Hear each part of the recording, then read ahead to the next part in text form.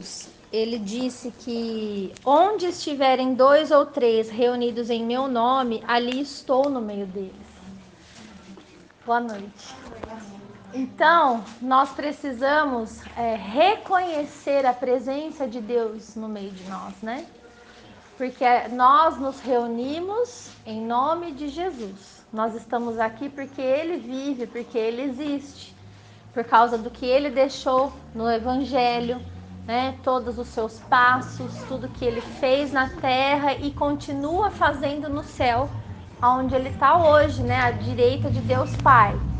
Então, é um privilégio estarmos aqui reunidos todas as quintas em nome de Jesus, e nós precisamos vir para este lugar com essa consciência de que Deus está aqui no meio de nós. Existe uma presença santa, uma presença sagrada. Isso requer de nós a reverência, respeito, honra, né?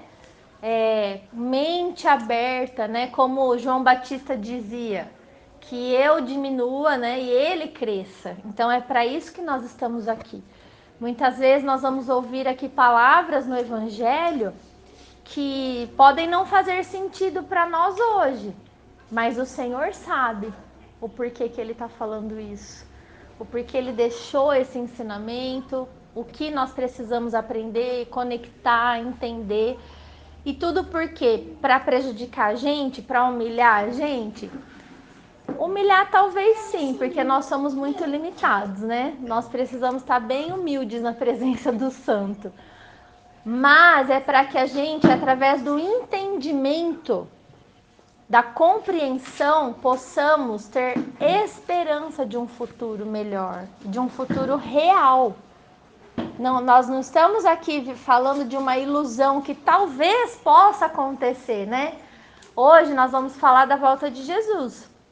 Foi Ele mesmo que falou que Ele voltaria.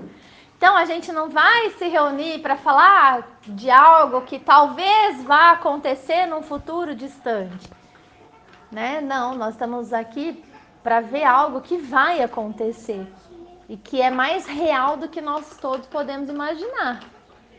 Então, é para nossa esperança. Quanto mais a gente conhece, mais a gente espera aquilo que a gente conhece. Por isso que o principal mandamento, o primeiro mandamento, ele vem carregado de significado. Ele não é só assim, amarás o Senhor sobre todas as coisas. Isso é muito pobre. Não. Amarás o Senhor teu Deus de todo o teu coração, de todo o teu entendimento, de toda a tua alma.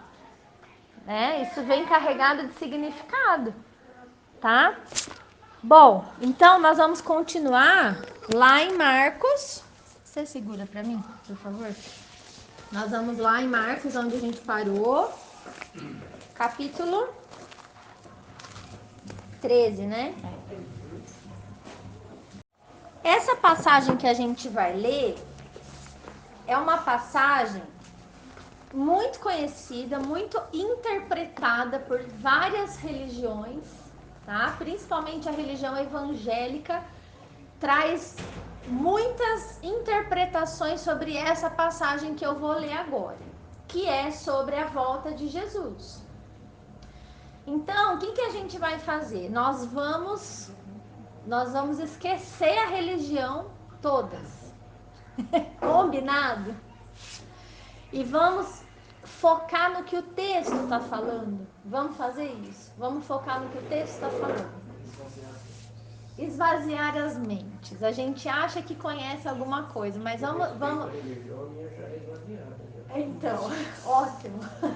Deus não é religião, Deus é Deus, não é verdade? Então, assim, no sentido de que, para não haver confusão de interpretação, nós vamos fixar na interpretação do texto. Depois eu vou conectar com outros evangelhos, porque esse texto ele está em todos os evangelhos, só que de forma ampliada. Então Marcos escreveu, só que veio Mateus, escreveu a mesma coisa, colocando uns detalhes a mais, que fazem toda a diferença para a gente entender. Aí veio Lucas e fez a mesma coisa, escreveu um pouquinho de detalhe a mais, que se a gente conectar, abre mais ainda o nosso entendimento, certo? Então eu vou fazer a leitura. Marcos 13 diz assim: Ao sair Jesus do templo, disse-lhe um dos seus discípulos: Mestre, que pedras, que construções! Mas Jesus lhe disse: Vês estas grandes construções?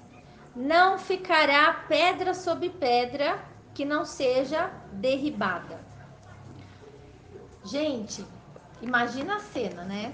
O templo era o centro religioso do mundo ali, da época, do mundo de Israel. Todo israelita podia morar onde fosse ali. Pelo menos 3 vezes no ano, eles viajavam para celebrar 3 festas que eram importantes anuais, ali no templo. Então, era uma construção incrível, né? Herodes deu uma reformada, ficou até mais bonito, tal, mas era o coração da religião ali, tá? E aí eles estavam falando, e eles com Jesus ali, né? Todo mundo feliz da vida, porque tava tudo redondinho, né? Só Roma que não fazia parte do contexto que eles queriam tirar esse domínio de Roma. Mas eles falaram: olha, Jesus, que construção, né? Que templo maravilhoso que nós temos e tal. E Jesus disse para eles o quê? Não vai ficar pedra em cima de pedra aqui, nesse lugar. E aí, nós já vamos conectar com uma coisa que aconteceu. Olha só, eles saíram dali andando, então eles estavam indo para onde? Para o Monte das Oliveiras. No Monte das Oliveiras, que era um jardim, tipo um jardim, defronte do templo, achava-se Jesus assentado, quando Pedro, Tiago, João e André lhe perguntaram em particular: Dize-nos, quando sucederão estas coisas? Que coisas? Pedra sobre pedra. Isso, foi isso que eles perguntaram, certo? Quando que o templo vai ser derrubado? E que sinal haverá quando todas elas estiverem para cumprir-se? Então são 2 perguntas. Qual é a primeira pergunta? A primeira pergunta é sobre o quê? Quando? Quando vai acontecer o quê? A volta dele? Não. Ah, entendi. E por que as pessoas usam esse texto para falar da volta dele? Se não foi essa a pergunta que fizeram. Tem alguma coisa errada aqui, não tem? Então, olha só. Quando vai acontecer a destruição do templo? E que sinal vai acontecer para a gente saber que isso vai acontecer? Certo? Essa foi a pergunta deles. E aí Jesus vai responder essa pergunta. Então Jesus passou a dizer-lhes: Vede que ninguém vos engane. Olha, a primeira frase dele. Por que será que Jesus falou isso, né? Cuidado, para os outros não ficar te enganando. Não ficar falando sinal do que não é o que eu vou responder aqui para vocês. Muitos virão em meu nome, dizendo, sou eu, e enganarão a muitos. Vocês sabiam que lá, na época de Jesus, haviam muitas pessoas que falavam que eram o Messias? Que era o libertador de Israel? Uma dessas pessoas ficou famosa. Sabe quem foi? Que era um belo candidato? Alguém? A Glaucia sabe. Quem que era um bom candidato para ser o libertador de Israel? Que liderava as revoltas contra Roma, Gláucia? César? Barrabás. Barrabás. Você lembra? O Rafael Macedo já ensinou isso para nós. Barrabás. Ele era um revolucionário. As pessoas, eles tinham seguidores. As pessoas acreditavam que ele era um Messias ou o Messias. Por isso que só mandaram soltar Barrabás. Entendeu? Porque Jesus não tinha feito nenhuma revolta, nada, nenhum indício de que ele iria derrubar Roma, né? Bom, então ele fala, muitos virão em meu nome dizendo sou eu, e enganarão a muitos, né? Por quê? Porque terão seguidores. Quando, porém, ouvirdes falar de guerras e rumores de guerras, não vos assusteis. É necessário assim acontecer, mas ainda não é o fim. Porque se levantará nação contra nação e reino contra reino. Haverá terremotos em vários lugares e também fomes. Estas coisas são o princípio das dores. É só o começo ele está falando, mas aqui nesse versículo ele está falando do quê?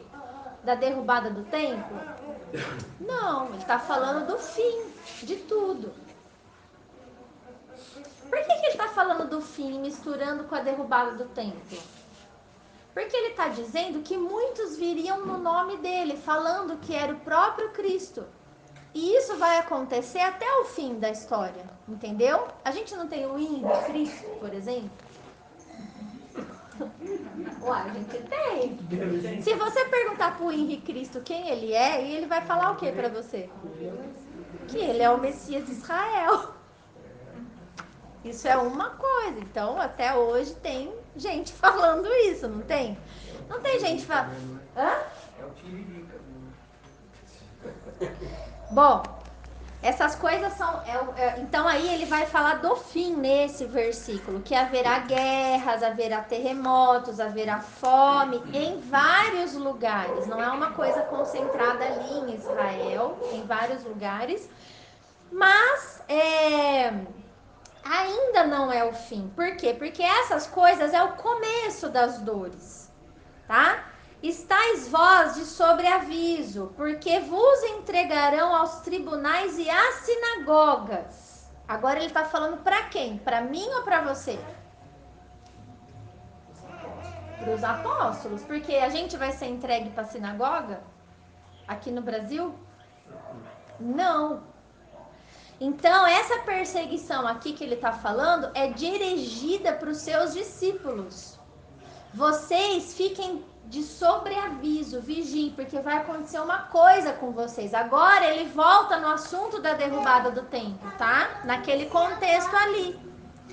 Ele fala assim: vos entregarão aos tribunais e às sinagogas, sereis açoitados e vos farão comparecer à presença de governadores e de reis por minha causa, para lhes servir de testemunho. Quem que fez isso, que deixou registrado para nós na Bíblia? Quem que passou por tudo isso?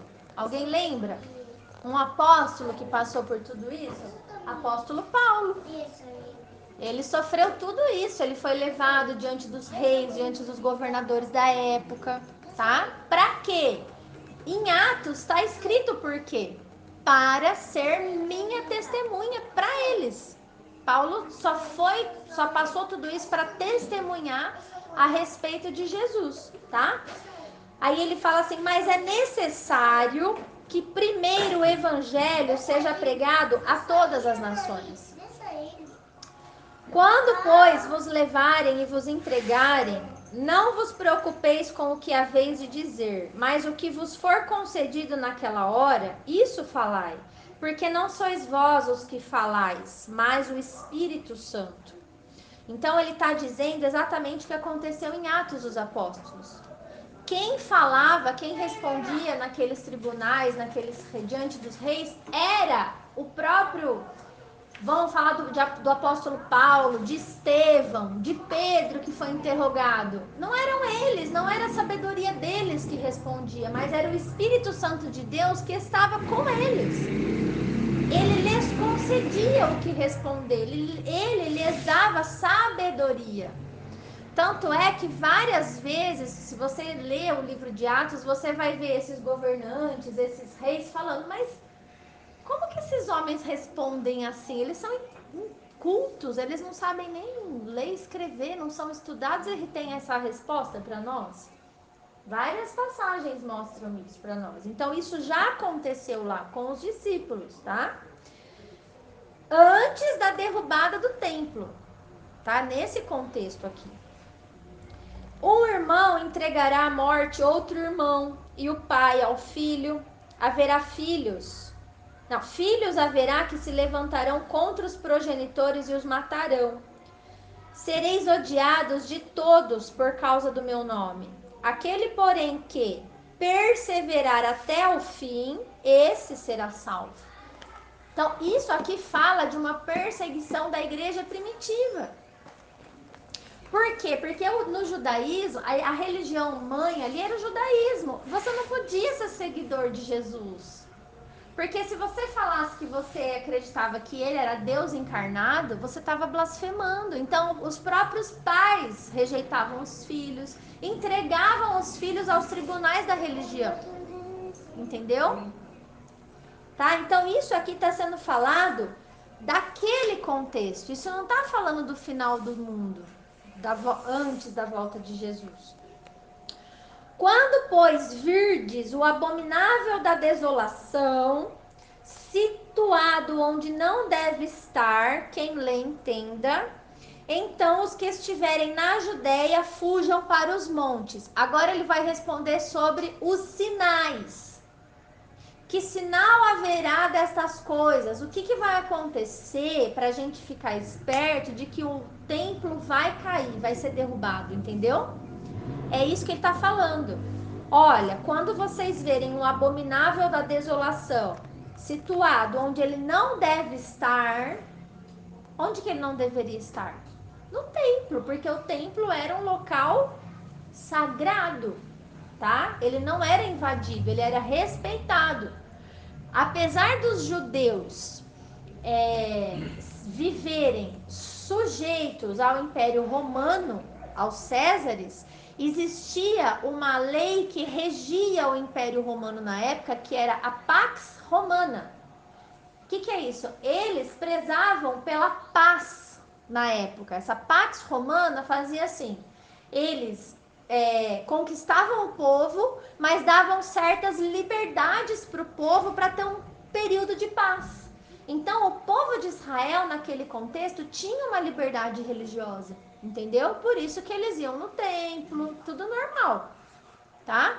Mas Jesus está falando, quando vocês verem um personagem que é abominável, situado no lugar onde ele não deve estar, e quem lê entenda, aí vocês vão ter que tomar uma atitude, vocês vão ter que fugir.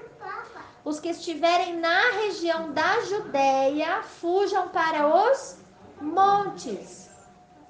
Quem estiver em cima, no telhado, não desça nem entre para tirar da sua casa coisa alguma. E o que tiver no campo, não volte atrás para buscar a sua capa na cidade, não. Na Judéia. Ai das que estiverem grávidas e das que amamentarem naqueles dias. Orai para que isto não aconteça no inverno. E nem no sábado, em outro evangelho fala, no sábado. Porque os judeus não podiam andar mais de 2 quilômetros no sábado. Eles não poderiam fugir. Porque aqueles dias serão de tamanha tribulação, como nunca houve desde o princípio do mundo, que Deus criou até agora, nunca jamais haverá. Então, Jesus está falando do que aqui, gente? Da derrubada do templo. Vocês entenderam? Ele não está falando da volta dele.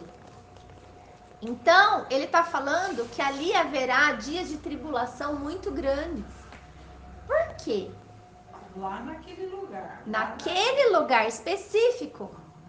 Então, o que acontece? As pessoas das religiões misturam tudo. Elas pegam esse texto e começam a falar da grande tribulação, do anticristo. E aqui tá falando isso. Elas falam do mundo inteiro, que nós temos que sair do sistema, pegar todas as coisas e fugir para os montes. Tem gente na internet, gente, ensinando isso. Como fugir para os montes. Gente, a gente tá na Judéia. Então, isso aqui não é para nós. Não é para nós. Isso aqui aconteceu já, isso aqui. Vocês entendem? Isso aconteceu no ano 70. O que aconteceu ali? Olha o que está escrito aqui, ó. Não tivesse o Senhor abreviado aqueles dias e ninguém se salvaria, mas por causa dos eleitos que escolheu, dos discípulos, gente, da igreja primitiva, dos santos. Maria Madalena, Salomé, Barnabé, Tiago, João. Quem mais? Judas. Não, Judas não estava mais lá. Judas já ia pro Beleléu antes disso acontecer. Quem mais que ele escolheu? Mas ele escolheu, né? Mateus. Por causa dos escolhidos, tá? Ele abreviou esses dias. Foi coisa rápida. Aí, o que tá falando aqui, ó?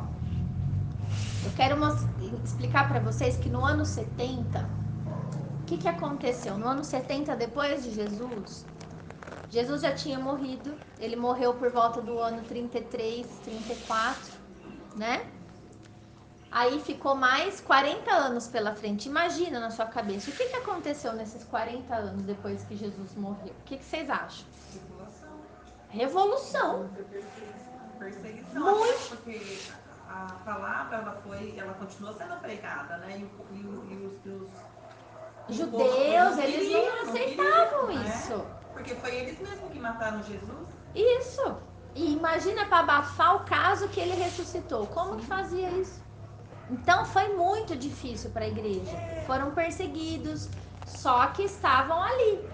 E nesse ano 70, liderados pelo general Tito, houve a invasão no templo e eles foi derrubado. Eles acabaram com tudo. E isso aconteceu na Judéia, lá em Jerusalém, entendeu? Foi nesse momento que aconteceu isso. E aí, o que esse povo teve que fazer na hora que aconteceu isso? Quem ficou na cidade foi morto. Houve uma dispersão. Nesse momento, acabou Israel ali. Quando o general Tito invade o templo, já tinha sido decidido que eles iam acabar com esses judeus, entendeu? Que esses judeus, eu falo judeus, mas eles são os israelitas. Então houve uma dispersão pelo mundo. Por isso que Jesus falou que seria necessário que o evangelho do reino, ou seja, a palavra, fosse pregada ao mundo inteiro. Tinha internet na época? Então como que a palavra ia ser pregada se aquela turma não fosse obrigada a sair daquela região? Foi isso que aconteceu naqueles dias. Então, houve tribulação naqueles dias? Sim, houve. Vendo por esse lado, não dá pra gente enfiar anticristo aqui. Não tá falando de anticristo. Não tá falando de que o anticristo vai vir e que vai dominar o mundo inteiro. Tá falando isso aqui? Sinceramente, não tá. Não existe nenhum lugar na Bíblia que fala sobre isso. O que existe e que é falado é que a igreja, ela sempre foi perseguida e sempre será, desde essa época aqui, tá? Aí ele fala aqui, ó, não tivesse o Senhor abreviado aqueles dias, ninguém se salvaria, mas por causa dos eleitos que ele escolheu, ele abreviou tais dias. Então, se alguém vos disser, eis aqui o Cristo, ou ele está ali, não acrediteis, pois surgirão falsos cristos e falsos profetas, operando sinais e prodígios para enganar, se possível, os próprios eleitos. Estais vós de sobreaviso, tudo vos tenho predito. Ou seja, eu estou contando isso para vocês antes de acontecer. Vocês vão ser enganados. Eles queriam acabar com o cristianismo. Vamos dividir por religião. Judaísmo, cristianismo, certo? Eles queriam acabar com o cristianismo. Então, o que eles faziam? Eles inventavam. Jesus está ali. Aí ia todos os cristãos lá e eles faziam o que com eles? Matavam eles. Então, Jesus já estava avisando. Esses são os sinais. Vocês precisam fugir. Foi essa a ordem. Agora ele vai falar sobre uma outra situação. Ele vai dar um zoom na história lá para frente agora, ó. Mas naqueles dias, né, após a referida tribulação, o sol escurecerá e a lua não dará a sua claridade, e as estrelas cairão do firmamento, e os poderes dos céus serão abalados. Então verão o Filho do Homem vir nas nuvens com grande poder e glória. E ele enviará os anjos e reunirá os seus escolhidos dos quatro ventos, da extremidade da terra até a extremidade do céu. Então, por que Jesus está falando agora da volta dele? Porque, primeiro, ninguém sabia que ele ia demorar 2000 anos para voltar. Ok? Eles achavam que ele ia voltar logo. Não é? Então, o que ele estava falando? Vocês não podem deixar ninguém enganar vocês e falar que o Cristo, que eu estou em algum lugar da terra. Porque não vai ser assim a minha volta. Eu não vou estar num lugar da terra. O que vai acontecer? No contexto da minha volta, depois dessa perseguição, dessa tribulação, desse templo que vai ser derrubado, os poderes do céu serão abalados e o sol vai escurecer, a lua não vai dar sua claridade, as estrelas vão cair do céu na terra. O que mais que ele falou? E então, quando você começar a ver coisas esquisitas no céu, esses sinais no céu, aí vocês vão me ver vindo nas nuvens. Então Jesus, ele vai descer e a gente vai ver ele descendo do céu nas nuvens, com poder e grande glória, ou seja, o corpo glorificado, um corpo espiritual. Nós vamos ver isso. E ele, nesse contexto, ele já explica, vocês que vão estar vendo isso, os meus discípulos, minha igreja, né? Porque os discípulos, na verdade, os discípulos também, porque eles serão ressuscitados. A gente já aprendeu isso nessa ocasião, né? Ele está explicando que os anjos, ele vai enviar os anjos que vêm com ele, os santos anjos, isso está escrito em Apocalipse. Esses anjos, eles vêm buscar a igreja, para que a gente esteja junto com Jesus aonde ele estiver. Aonde que ele vai estar nesse momento? Nas nuvens. Ele está descendo e a gente está subindo, encontrando com ele. Isso é o tal do arrebatamento. Isso é ser arrebatado, é ser levado ao céu. Outra coisa que a igreja ou a religião faz um nó na cabeça das pessoas. Vocês já viram aqueles filmes que falam sobre o arrebatamento secreto da igreja? Que as pessoas estão no avião, de repente some do avião, fica só a roupinha deles ali no chão? Vocês já viram isso? Gente, isso não é bíblico. Não existe isso. Isso não vai acontecer. Ninguém vai subir pelado pro céu. Esquece. Não está escrito isso na Bíblia. Está escrito que os anjos vêm buscar, ó. Ele enviará os anjos e reunirá os seus escolhidos dos quatro ventos, da extremidade da terra até a extremidade do céu. Você imagina, pensa no mundo.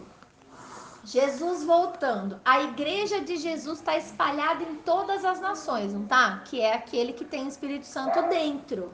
Essa é a igreja.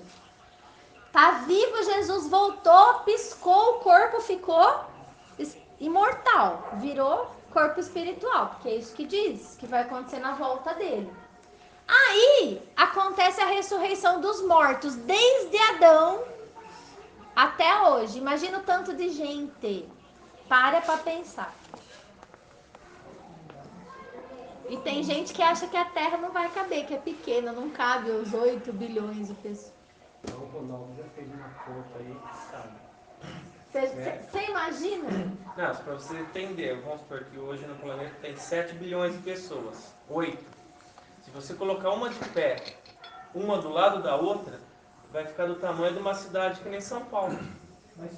E o resto está livre. Por isso que cabe, desde Adão, cabe. Deus que criou o mundo, ele sabe o tamanho que ele tinha que fazer. É a gente que não sabe de nada. Então não Olha só que interessante isso. Então, tá dizendo isso. Então, o que que Jesus falou, gente? Vai ser desse jeito.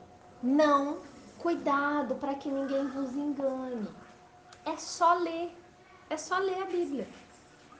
Tá? Então, quem que nós temos que esperar? O anticristo. Ah, Jesus.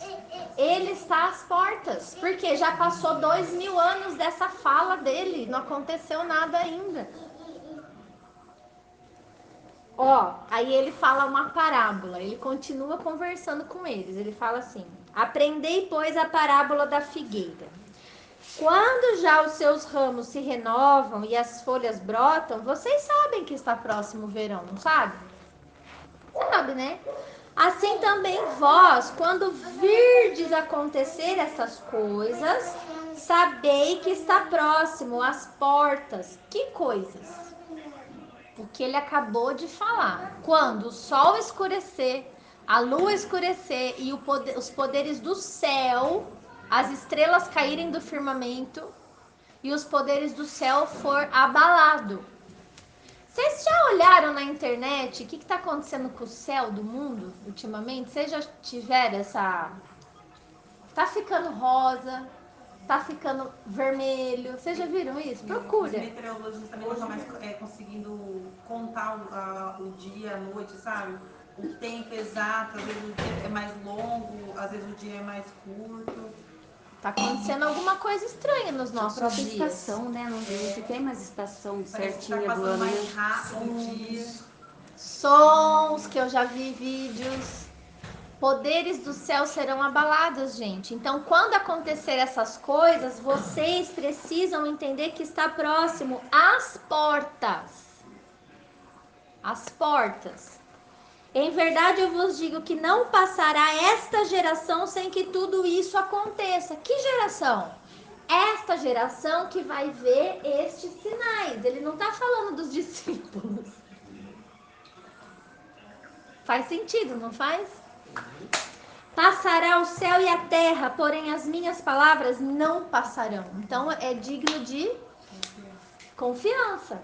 A gente pode acreditar nisso. Mas a respeito daquele dia ou da hora, ninguém sabe. Nem os anjos no céu, nem o filho, senão o pai. Então o que ele quis dizer? Que nós podemos compreender os sinais, o tempo que vai acontecer. Por exemplo, a gente sabe que é verão, a gente sabe que é inverno, olhando os sinais das árvores. A gente vai saber que ele vai vir. Até porque tem um sinal muito específico na Bíblia, que é quando Jerusalém, a cidade, for tomada. As notícias, né, também são sinais. Sim. Essas guerras, que nem aquele território ali, né? Tudo vai acontecer ali. Ali é o último. Qual é o último sinal para Jesus levantar e descer?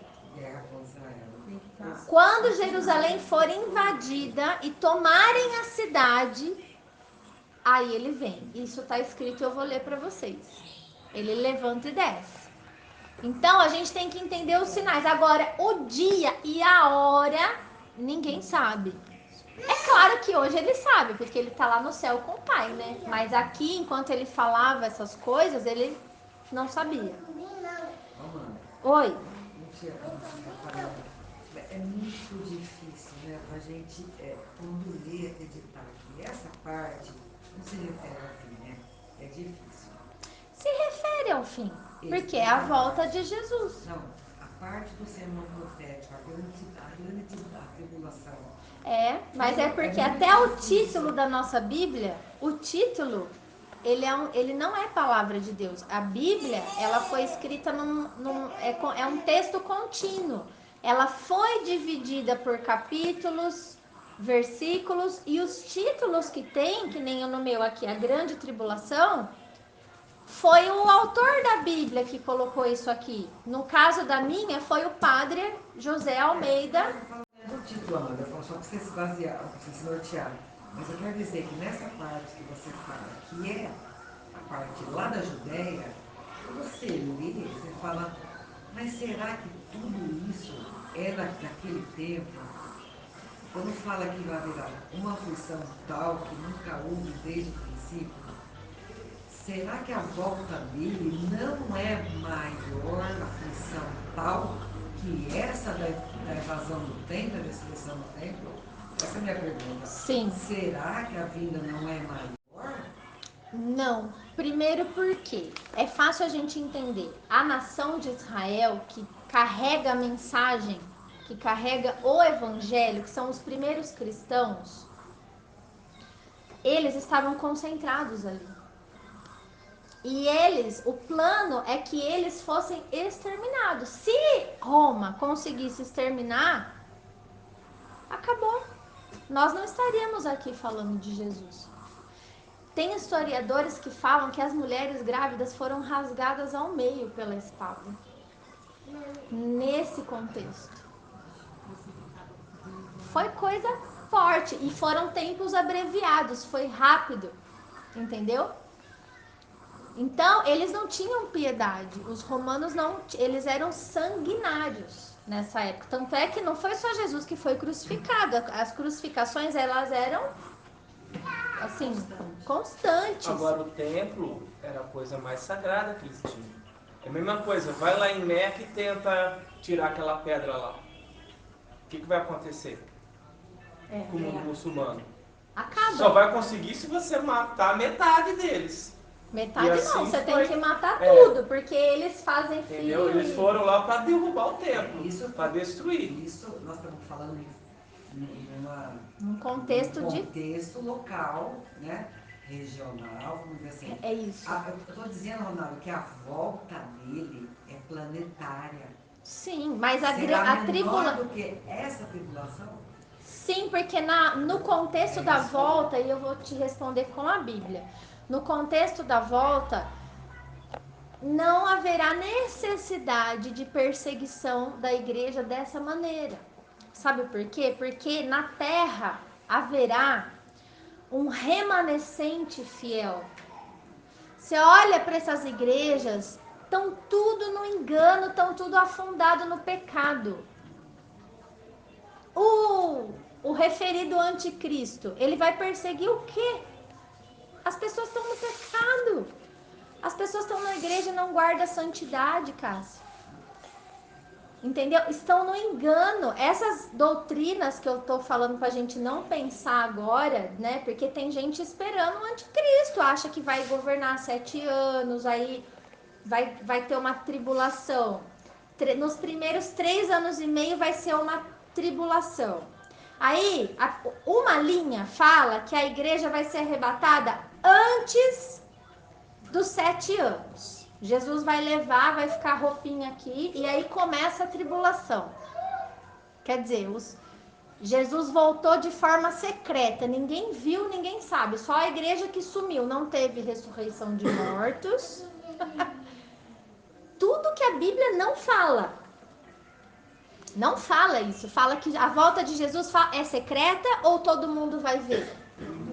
Todo mundo vai ver. Então, como pode, antes dessa grande tribulação, a igreja ser arrebatada sem ninguém ver Jesus voltando? Existe isso? Isso é invenção. E isso é o que a maioria dos cristãos acreditam, que eles vão ser arrebatados. Eles não estão esperando Cristo, eles estão esperando o arrebatamento da igreja. É isso que é pregado lá fora. Aí vai passar 3 anos e meio de tribulação. Quando der 3 anos e meio, vai ser manifestado o anticristo ao mundo, que vai fazer um governo mundial e vai ter a grande tribulação. Mas ele vai perseguir quem na grande tribulação, se a igreja já foi arrebatada? Não tem sentido. A igreja não está aqui, não tem perseguição antes da volta. Bom, aí depois dessa grande tribulação que eles inventam, aí Jesus volta para buscar quem? Para fazer o quê? Se está todo mundo no céu com ele. Não faz sentido. E detalhe, a Bíblia fala que vai ser tudo na terra, ninguém vai para o céu. Ou seja, o reino é na terra. Então o povo, a maioria hoje, se a gente for pensar hoje, Todas as religiões, igreja, pensa, tá todo mundo enganado, gente. Ninguém sabe a real do que vai acontecer. E detalhe, além do pessoal tá no engano porque não lê Bíblia, e se não lê Bíblia não tem vida de santidade, tá tudo no pecado. Tá tudo perdido. Não tem vida. Então vai perseguir o que? Que perseguição vai ter antes da volta de Jesus? Jesus vai pegar todo mundo de surpresa, que é o que ele tá falando aqui na sequência. Que diz assim, ó. Quer ver? Ninguém sabe a respeito do dia e da hora e tal. Estais de sobreaviso, vigiai e orai, porque não sabeis quando será o tempo. É como um homem que, ausentando-se do país, deixa a sua casa e dá autoridade aos seus servos, a cada um a sua obrigação, e ao porteiro ordena que vigie. Então, quem são esses servos? É a igreja. Nós temos autoridade na terra, que Deus nos deu. E ele está falando o quê? Vocês têm que ficar aqui fazendo o quê? A obra e vigiando.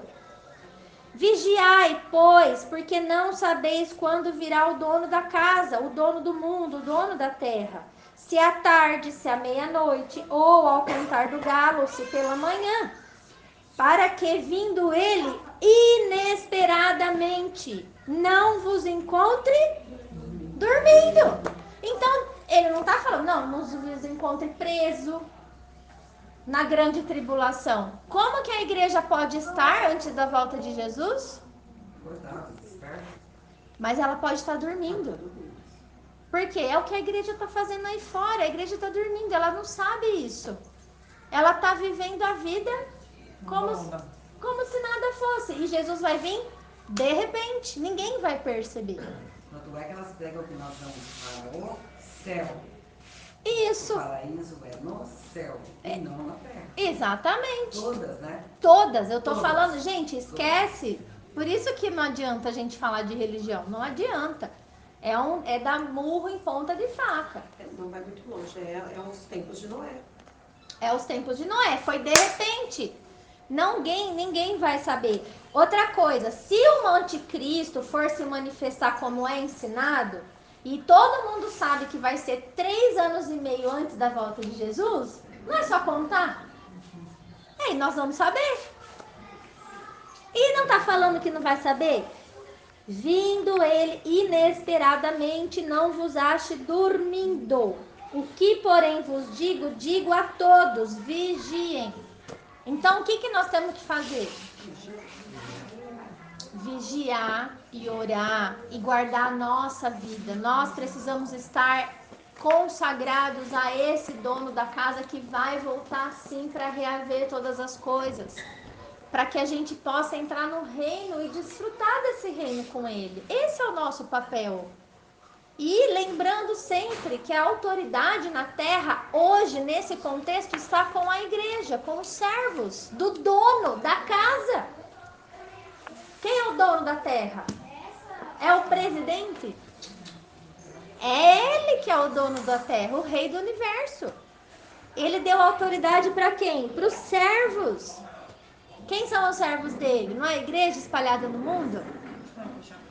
É isso. Vocês entenderam? Eu vou responder a pergunta da Cássia também, muito pertinente. No livro de Apocalipse, no capítulo 1, vamos entender esse contexto aqui, ó.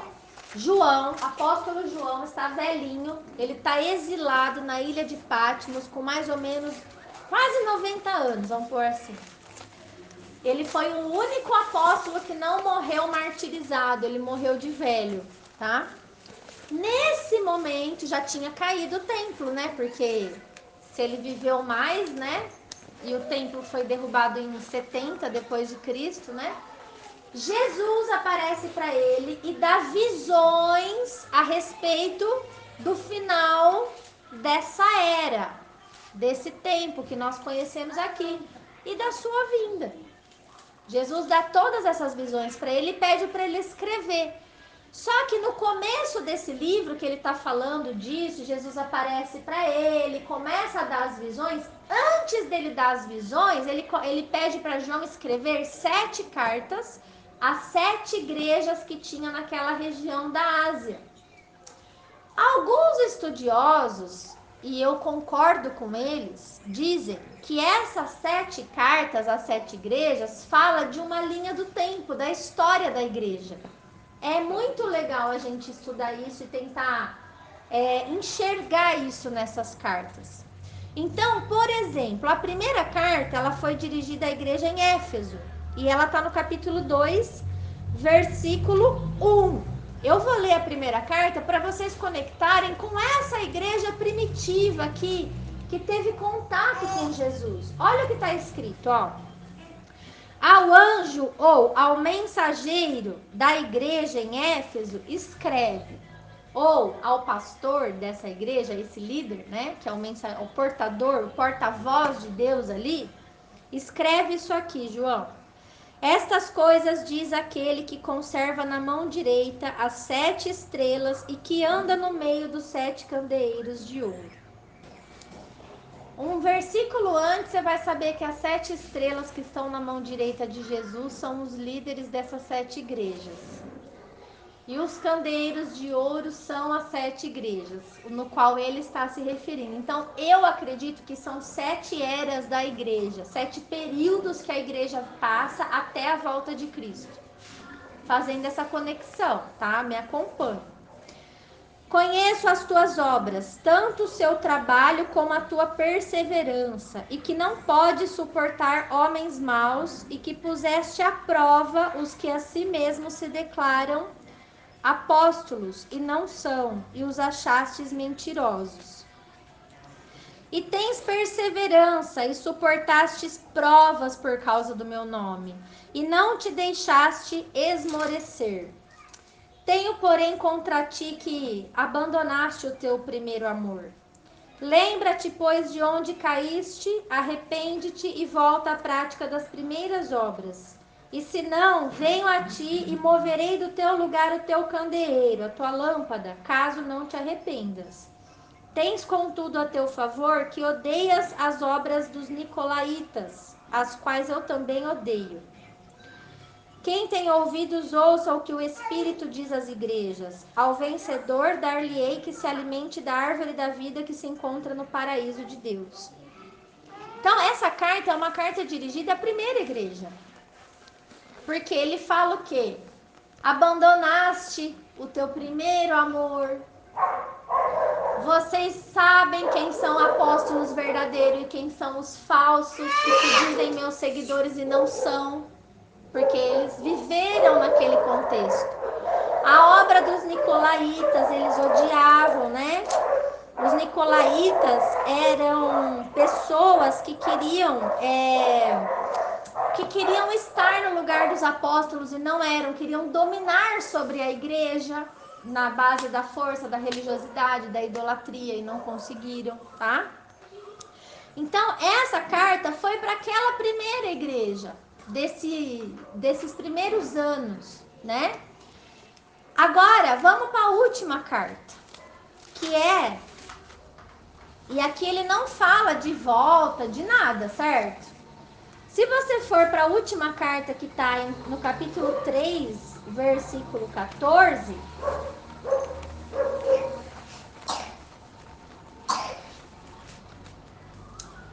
Você vai ver uma coisa interessante, ó.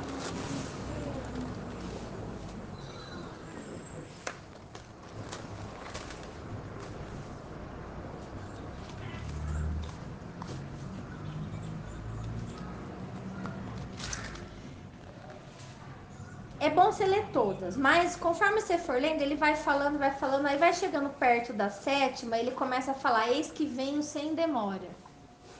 Então, por isso que eu falo que é uma cronologia, são eras, tá? Essa última carta, olha o que ele escreve, seria a igreja que vai presenciar essa volta. Ele escreve isso aqui, ó. Ao anjo da igreja em Laodiceia escreve, estas coisas diz o Amém, a testemunha fiel e verdadeira e o princípio da criação de Deus. Conheço as tuas obras, que nem és frio e nem quente. Quem deras fosse frio ou quente. Assim porque és morno, mais ou menos, né? Um pé no mundo, um pé na igreja, meio cristão, Isso não é pecado, Deus entende, né?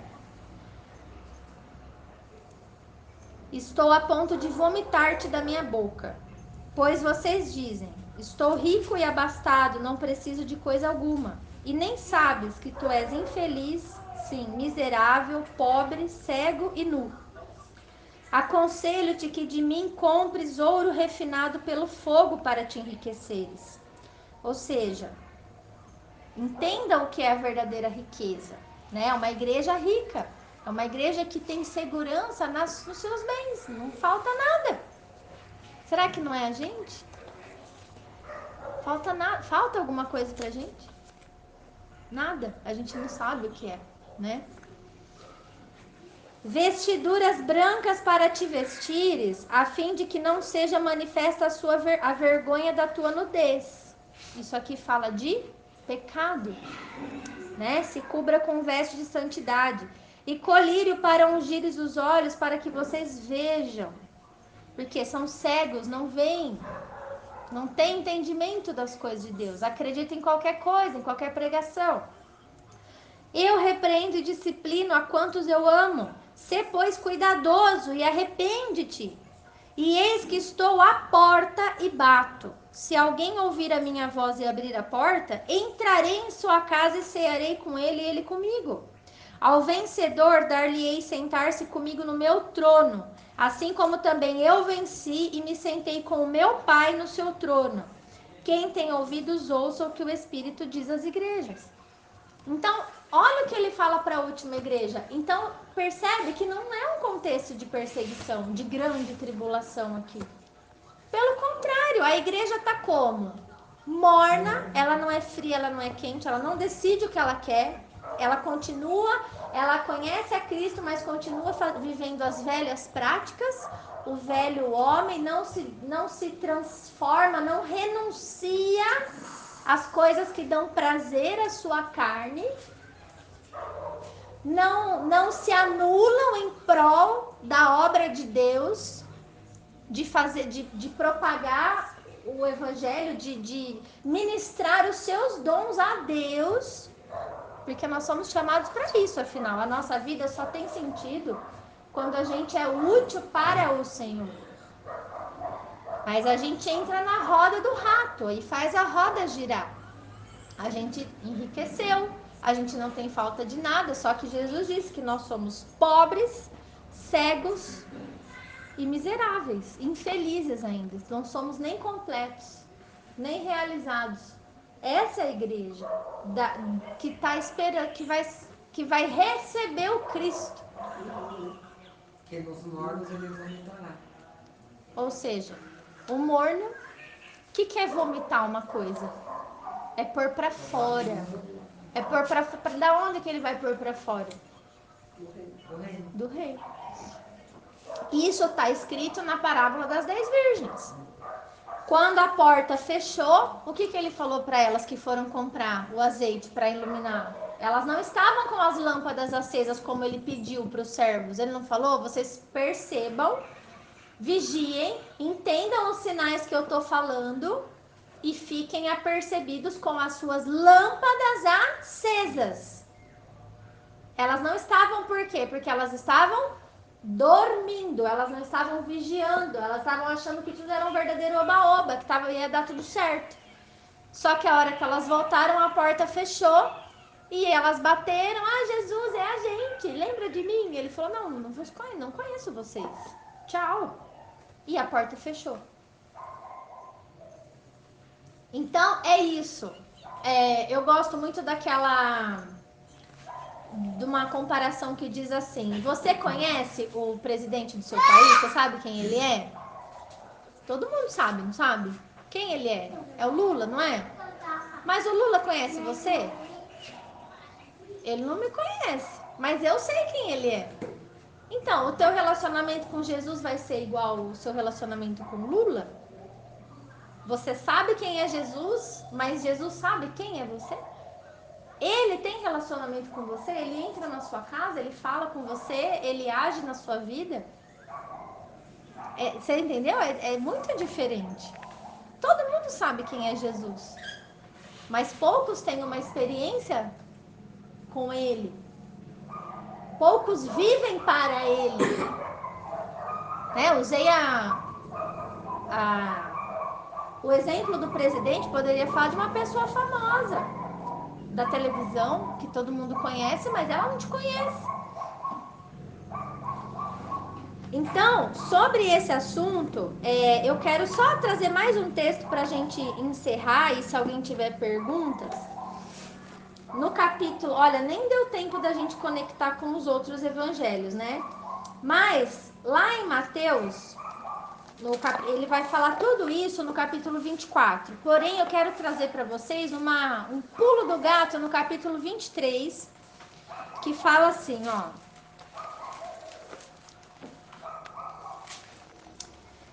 Lá no capítulo 23, Jesus, ele está censurando os escribas e os fariseus. Ele está declarando vários ais, recriminando os religiosos da época, certo? Então ele começa: ai de vós, escribas e fariseus, porque vocês fazem isso, aquilo, ficou falando para eles. Aí no final do capítulo, no versículo, olha o que ele faz, no versículo 33, isso, Mateus 23, do versículo 33 em diante, olha o que Jesus faz. Ele conclui a sua repreensão ali com os fariseus dessa forma: serpentes, raça de víboras, como escapareis da condenação do inferno? Você imagina? Ele fala isso para os berços da religião israelita. É como se ele tivesse falado, vamos pensar numa religião, uma religião católica, é como se ele falasse isso para o Papa. Como você vai escapar da condenação do inferno? É forte isso. Aí ele fala assim: por isso, eis que eu vos envio profetas, sábios e escribas. A uns matareis e crucificareis. A outros açoitareis nas vossas sinagogas, nas próprias igrejas de vocês. E perseguireis de cidade em cidade, para que sobre vocês recaia todo o sangue justo derramado sobre a terra, desde o sangue do justo Abel até o sangue de Zacarias, filho de Baraquias, a quem vocês mataram entre o santuário e o altar. Então, Jesus ainda está falando que manda profetas para eles, mandam as pessoas para que a culpa seja real, entendeu? Porque eles pegam os profetas e estrangulam.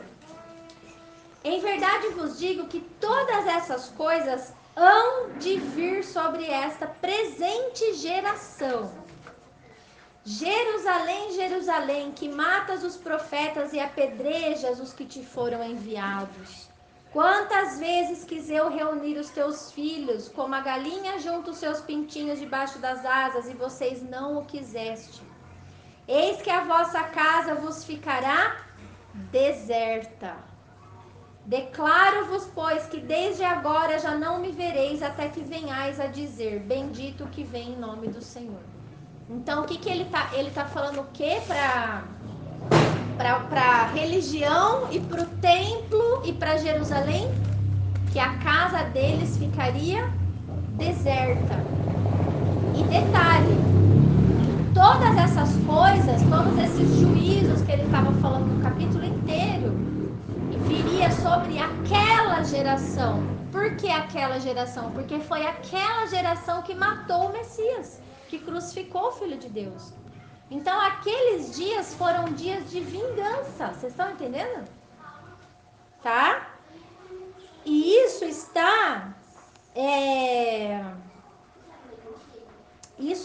explícito quando Lucas conta. Ele fala: aqueles dias foram dias de vingança contra o povo que crucificou Jesus. Entendeu por que o templo foi derrubado? Por que aconteceu tudo isso? Que foi permitido?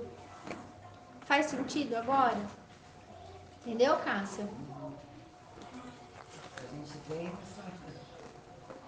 A gente vem com esse contexto aí totalmente enganoso e confuso. Confuso, a gente vem no berço Cássia, ó, só para conectar, que a gente não pode perder a linha de raciocínio. Lucas 21, 20 a 24, tá explicando aqui, ó, Jerusalém sitiada, tá ampliando o que aconteceu ali. Olha o que tá escrito, ó.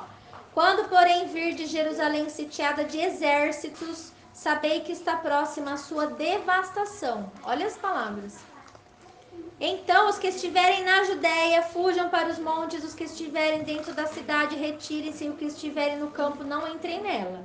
Porque estes dias são de vingança, para que se cumpra tudo o que está escrito. Ai das que estiverem grávidas e das que amamentarem naqueles dias, porque haverá grande aflição na terra e ira contra este povo. Então, o que caiu ali, o que foi derramado ali, foi a ira de Deus contra aqueles que crucificaram o Jesus. Cairão a fio de espada e serão levados cativos para todas as nações, e até que os tempos dos gentios se completem, Jerusalém será pisada por eles. E aí ele começa a falar que haverá sinais no sol, na lua e nas estrelas, e aí ele vai falar da volta dele. Ou seja, ele está dizendo que depois que eles forem enviados a todas as nações, vai ter um tempo dos gentios, que é o tempo que o evangelho, que é essa palavra, vai ser pregada a todas as nações. E aí então virá o fim, virá a volta de Jesus. Não tem nada a ver com o anticristo. Ninguém falou do anticristo nesse texto. Jesus não falou disso. Alguém tem alguma pergunta? Ficou explicado sobre essa parte? Sabe por que o povo inventa essas coisas, as religiões? Para dominar em cima da gente. Porque essas coisas de anticristo deixam o povo tudo com medo e eles vão para a igreja que eles têm medo do anticristo. Entendeu? Em nenhum lugar da Bíblia Fala do espírito do anticristo, que é um espírito, um poder que rege o mundo, Carlinhos, que rege algumas autoridades, que vem trazendo valores anticristãos. E isso, inclusive, está dentro da igreja. São as pessoas más, né, na realidade. Não, é o espírito do anticristo, entendeu? Aqui na nossa casa de paz mesmo, quantas vezes a gente prega, quando a gente começa a pregar pecado, o que acontece, Cássio? As pessoas vão embora, elas não voltam mais. E eu não vou falar contra um, o meu interesse não é falar dos outros, mas se você começar a trazer o que é pecado, denunciar pecado, muitos se ofendem e vão embora. Em vez de se melhorar, né?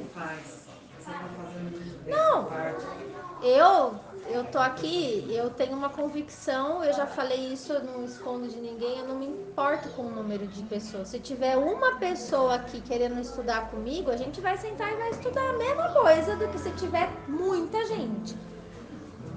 Não tem diferença pra mim, porque eu sei que eu tenho convicção disso aqui, que no tempo que a gente vive, muitos são chamados, poucos são escolhidos, poucos olham para dentro de si e entram num processo de arrependimento verdadeiro.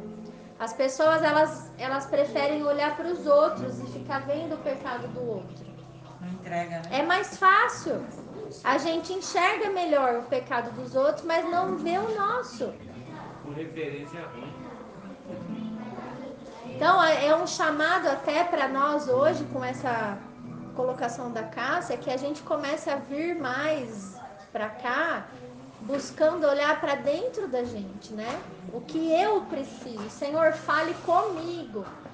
Orem antes da nossa casa de paz. Peça para o Senhor me usar só como um instrumento. Eu não sou nada, gente. Eu não sou ninguém para falar nada para você. Mas se o Senhor quiser usar minha boca, ore na sua casa e peça para Ele te trazer respostas. Ele vai falar. Eu estou disponível. A Ele. Precisa ser primeiro em nós, né? Em nós, né? Vamos então ministrar um louvor e uma oração, pensando em tudo isso que foi falado, para a gente poder ir embora renovados e esperando esse Jesus que vem, né? Ele virá, né? Qual é?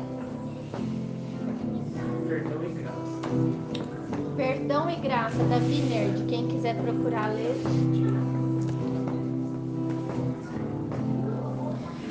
Perdão e graça é o que Jesus veio fazer na terra.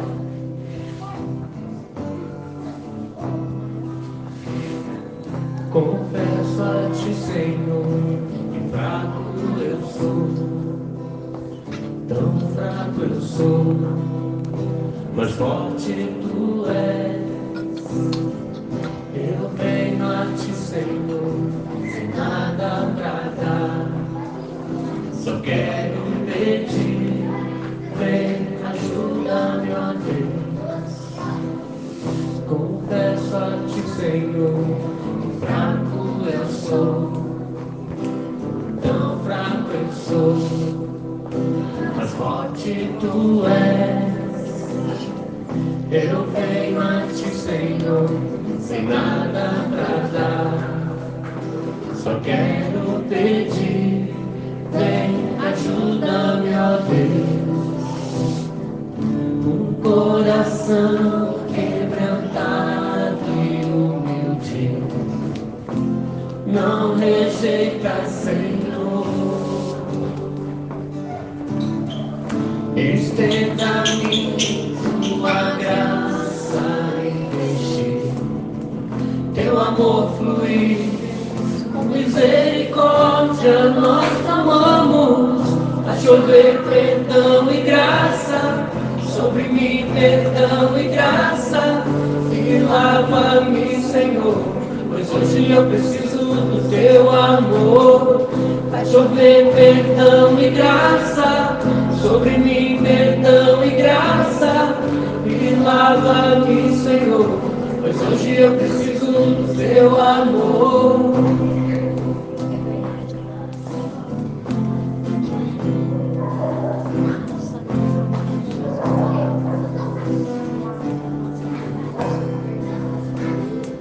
Confesso a ti, Senhor, que fraco eu sou, tão fraco eu sou, mas forte tu és.